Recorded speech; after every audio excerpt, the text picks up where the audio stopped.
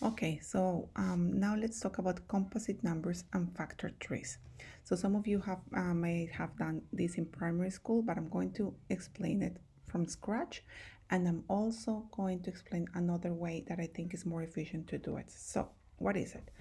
The idea of a factor tree is that then you can break down a composite number into its prime factors. So let's do examples because then it becomes more clear what I'm doing. So we're going to do an example here.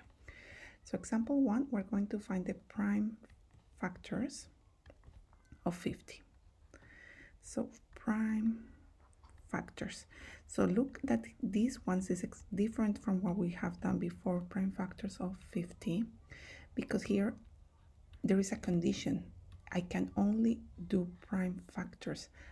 So I cannot use the technique that I was doing before when I was listing 1 times 50 and then 2 times 25, because 2 and 25 are not prime factors. So the way that the factor tree is done is that you start with your number, which is 50, and then you start dividing it by 2, that is a prime number. So you have to select a prime number, which is 2 in this case, and then you say, okay, it's going to be equal to 25. Wonderful. And because I know that 2 is a prime number, then I circle it. And I know that 25 is not a prime number, so I leave it like that. And then I say, okay, 25, I can divide it by 5, and the answer is also 5. Wonderful. And because 5 is a prime number, then you circle both of these ones. So you circle only the prime factors. Wonderful. So this is doing a factor tree, okay? The method that I use is a little bit different, and I do it like this. I write 50 and I draw a line. And I say, okay, 50, and on this side of the line, I'm going to put on this side, on the right side of this line, what is going on? I can only have prime numbers, okay? On this side, I can have whatever, doesn't matter. But on the right side, I can only have prime numbers. So I start and I say, okay, 50 divided by 2 is 25. Okay, and 25 divided by 5 is 5. And 5 divided by 5, it's 1. And I stop when I get to 1. That's when I know that I have to stop, okay? So then I have here my prime factors, which are the same ones as here, 2, 5, and 5. Wonderful. So that's doing a factor tree. In your test, if they ask you to do a factor tree, you can use this method or you can use this method. I will count both because you can choose whatever you feel more comfortable doing, okay? Now, the second part of this question is asking us to write 50. I'm going to write it here because that's part A. And then part B says that we have to write 50 let me see what is the wording exactly they say. Write 50 as a product of its prime factors in index form. So write 50 as the word that they use, as a product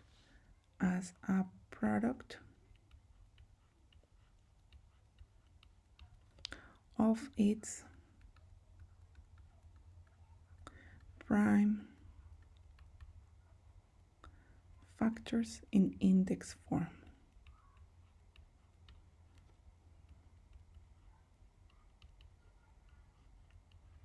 There are a lot of big words there, but I'm going to explain them all. So the first one is write 50 as a product. It means as the multiplication, okay, of its prime factors, which we already have here. There are 2, 5, 5, or we can see it here, 2, 5, 5, in index form.